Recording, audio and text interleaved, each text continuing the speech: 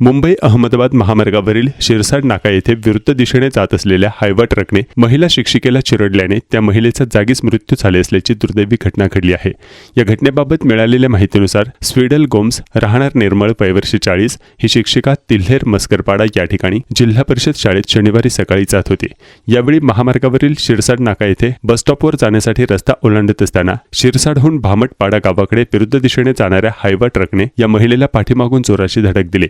या धडकेत अंगावर ट्रकचा टायर गेल्याने महिलेचा जागीच मृत्यू झाला असल्याची माहिती समोर आली आहे। हा अपघात घडवून हायवा ट्रक चालक फरार झाला असल्याची माहिती स्थानिकांनी दिली आहे।